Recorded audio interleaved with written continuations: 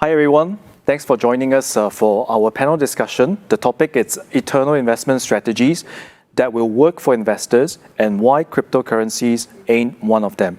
My name is JP and I have with me today Catherine from our investment advisory team at fsm1.com, as well as Yang Zhi from iFast Global Markets. He's a team director at IGM in short. And some of you who may have been watching iFast TV, which is a newly launched TV channel that we have released just last week.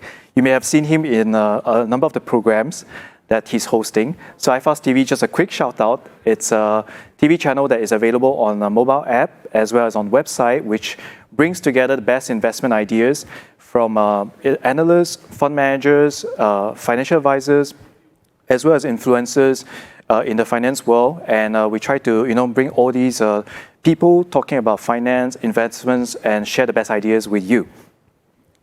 So as we wrap up What and Where to Invest 2022, let's discuss how we can implement insights and listen to the tips from my panelists on what we can do for our portfolio for this year.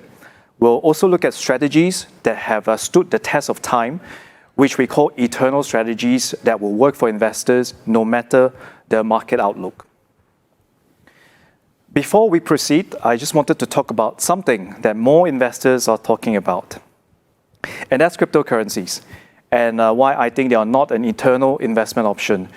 This morning, we did a poll with our investors, and about 35% of you mentioned that they are open to cryptocurrency investing because they believe that's the future of investing, and I think some of them have already started investing in cryptocurrencies. 1 week ago, at our first session of What and Where to Invest 2022, 48% of our investors in the audience said that never ever have they invested in cryptocurrencies, which also suggests that quite a large amount of people have already started investing in cryptocurrencies. And I think even anecdotally, like among ourselves, if we go, to catch up with friends, I think some of them may have already been telling us that, I have started my cryptocurrency journey. So I think quite clearly, more and more people have been dabbling in cryptos, or at least they've been reading up on cryptos. So let me explain a few points as to why we think crypto is not the way to go when it comes to investing as an option.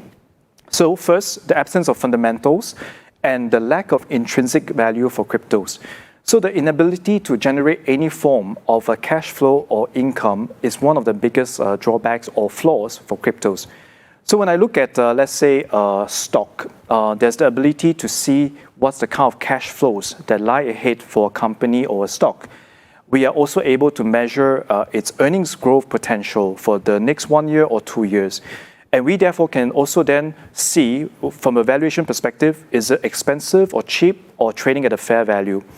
When it comes to fixed income assets, like a bond, very similarly, we can look at its coupon payments, its price, its yield to maturity, and so on, to conclude whether this bond is trading at a certain attractive value or not. But all these measures or intrinsic values don't come up when we look at cryptocurrencies, and I think that's a very major flaw because we cannot then tell whether it's an asset class that's looking cheap or expensive. And there's total lack of fundamentals in terms of even looking at the second point here, which is what are the economic fundamentals that would drive this cryptocurrency going forward. And of course, so when it comes to cryptos, I think a lot of people are debating, whether there are sufficient regulatory checks or frameworks that would make this grow bigger and bigger in future. Our view is that I think when we look at some of the central banks or governments around the world, they have already been very clear to say that they are not going to allow cryptocurrency or crypto exchanges. China is one of them. But if we look beyond China, by no means are they the only place which has banned cryptos and crypto exchanges. When we look at some of the jurisdictions, some of the countries like Switzerland or France, in fact, they have already been making very concrete steps to progress or make improvements in the central bank digital currency space. And what that says is that digital currency is already making concrete progress. And I think that is one area where, with the support of the central banks around the world, and with the kind of regulatory frameworks they have built to ensure that there's a proper cross-border settlement of forex or other investment types, it also shows that governments and central banks are already actively looking into digital currencies.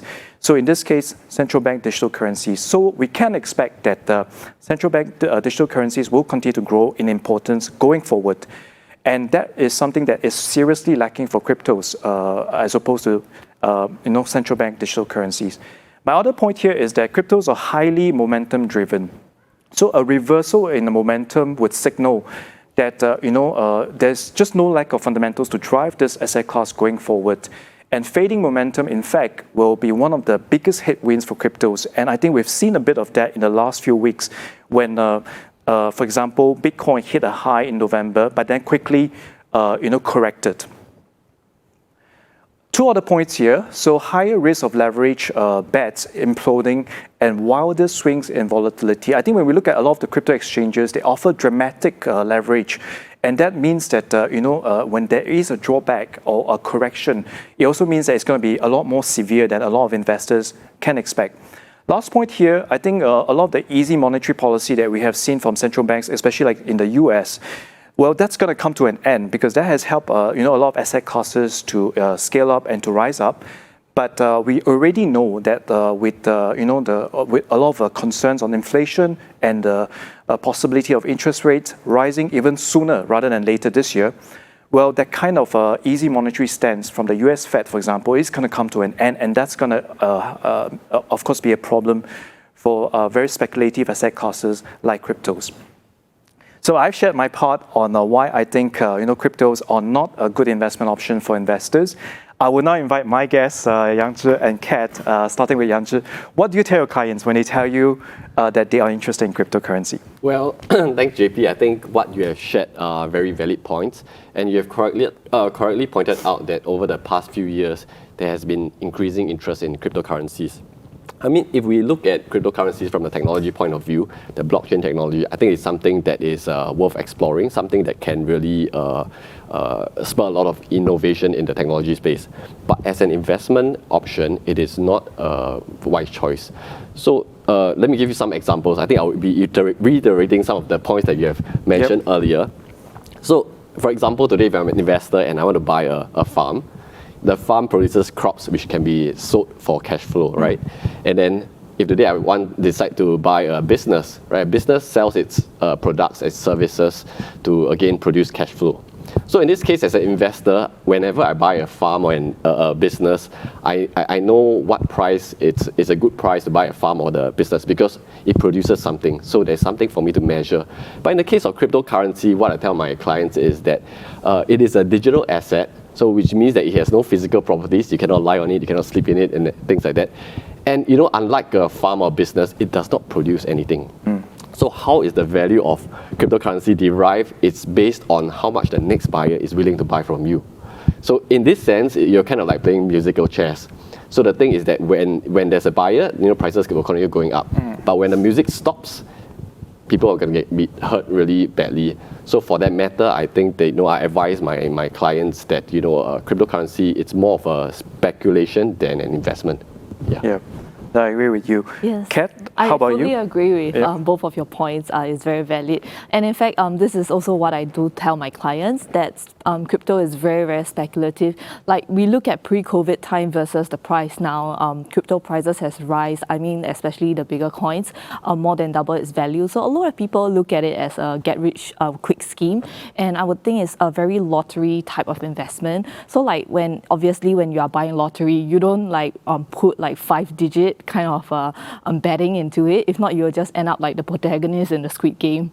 Yeah, so I do think that investing in crypto, they should also know that it's a 24-hour market so that the markets don't sleep. I do have friends, of course, invested in this asset class. And generally, I mean, even though they do get very juicy returns from all their investment because they bought it like many, many years back.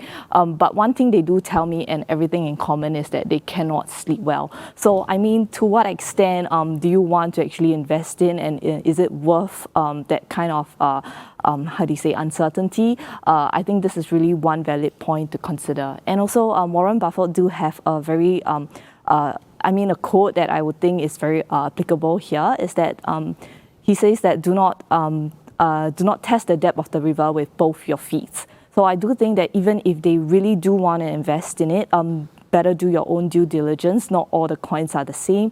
And of course, the different firms that are offering these trading platforms, some might not be as legit as it seems. I would highly discourage it. Yes, I agree with you, Kat. I mean, really a word of caution, because I think it's getting so prominent. It's so easy to see somewhere out there that, oh, you can get started. Yes. And I think it's always a red flag or a danger signal when a lot of our friends start to tell us that, hey, you know what, I've started in crypto and it's doing very well for me, and so on and so forth. I think it's only one part of the story. I think when the volatility hits cryptos, then I think that's when a lot of them will start to feel the pain and realize that it's purely speculative in so many ways.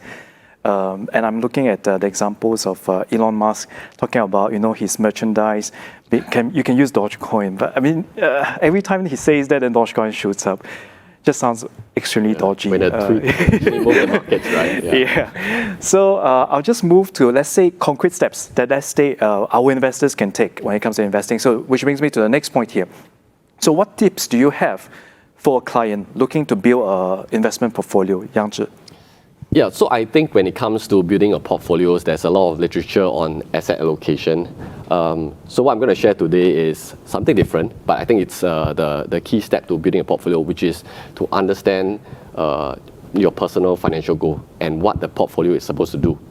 Right. So what happens is that whenever people invest, they always want the highest returns, but the highest returns may not always be needed, because what's important is what's your goal. So a goal could be things like your retirement, funding a house, preparing for your children's education, or even some money for a 1 year sabbatical.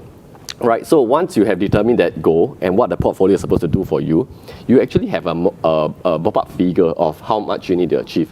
So at that point in time, you'll be able to visualize, where you are now and where you want to be.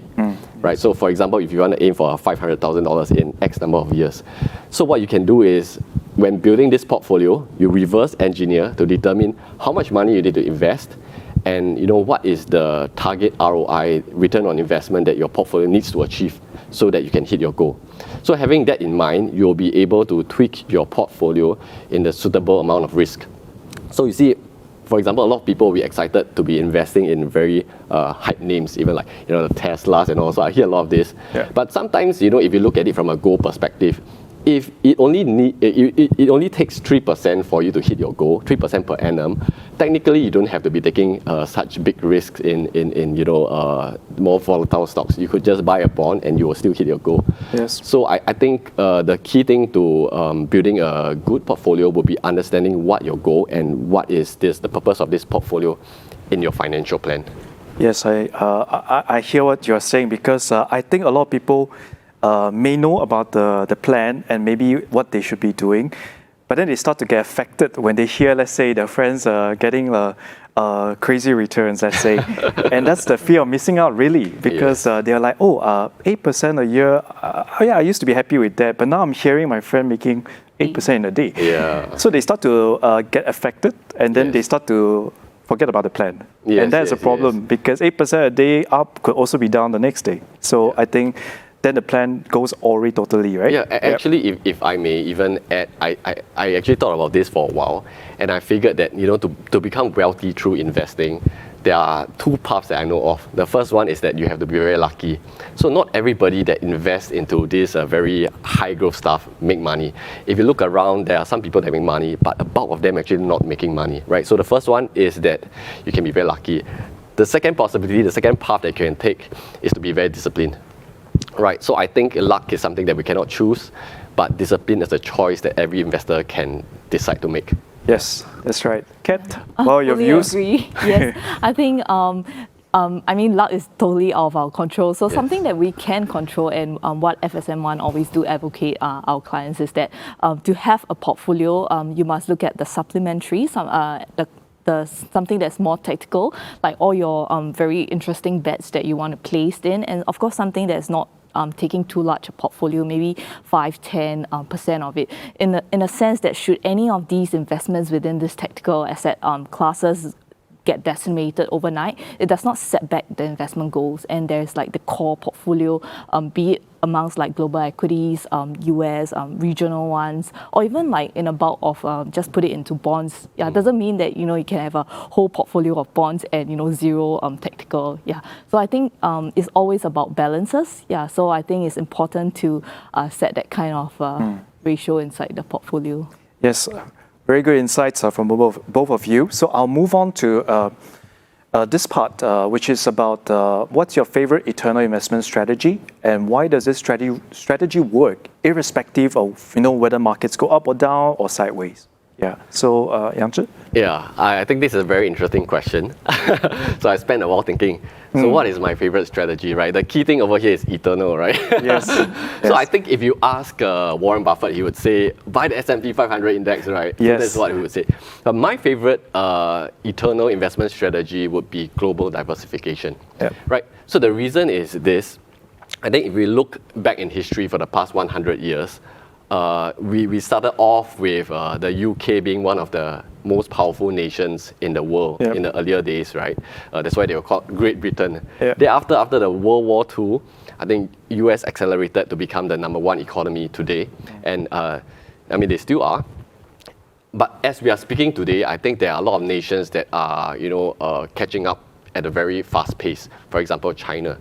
So the thing is that if I were to build an eternal strategy, it's very difficult for me to know who is going to be the winner in the next 10 years, 20 years, right? So because of that, what I'm going to do is that basically build a portfolio of globally diversified funds. So I basically buy the US, I buy the China, I buy Europe, etc. So of course in that basket there'll be winners and losers, right? But as long as the global economy grows, I will be making money. So that will be my favorite eternal investment strategy. Yes, and stay disciplined to it, right? Yes. Kat, how about you? I definitely agree with that. For personally, in fact, what I do also recommend, and I'm doing it myself, is doing a dollar cost averaging strategy, because I think, at different points in time, we might have a certain outlook on a certain industry, but we never know if it's too expensive or has it reached the bottom yet. So rather than to second guess, like when would be the next bottom be and try to pick it up from there, I think dollar cost averaging would be something that will work eternally, because since the beginning of stock markets, markets never go up in a straight line. They are bound to have falls and bulls and bears. Yeah, and also I do think that another very important aspect that we should not miss out is that we should not pay attention too much to the headline, like, inflation, transitory, or like, interest rates and so on like that, because I do think that bad news always amplifies, and this is what all media outlets do, bad news sells. So if you investors are too focused on looking at day-to-day headlines and being caught in the fear, uncertainty and doubt, they will definitely be not confident of their investment choice in the long run, because they will be swayed by the next headline. Yeah, so I do think it's very important to weed out all these market noise and focus on really what matters. Like what Yang Zhi say, if your portfolio only need a 3% return, don't take so much gamble onto something that's giving 8% a day. Yeah, so I just think that they have to stay true to their own portfolio intention and dollar cost average. Yes, talking of dollar cost averaging, this morning in one of the polls we did with the audience, over 50%, I think roughly about 52% of you said that they have a dollar cost averaging plan in place. So that's excellent, because when you have dollar cost averaging plan, a regular savings plan essentially, so no matter what you see in the markets, you are still invested, and hopefully that slowly inches up closer to your eventual goal. And I think that is something very disciplined. So a lot of the points that you're bringing up just remind me of also my investment plan for myself and my wife for retirement, and also for my children, which is, I have a core and supplementary portfolio for them. And I do a dollar cost average every month into the various products across the whole world. Also some tactical ideas. So you brought up all the things that I really like. Yeah, so I hope that for our investors who are listening, You'll be able to catch, the other programs as well that we have been, doing for Why and Where, because we also talked about our favorite markets for this year, how we can also build a globally diversified portfolio for this year as well. And I really hope that, you'll find all these ideas from What and Where to Invest 2022 very useful for you. So happy investing, and thank you so much for staying with us. And thank you to Yang Zhi and Kat for joining me today. So take care, everyone. Bye-bye.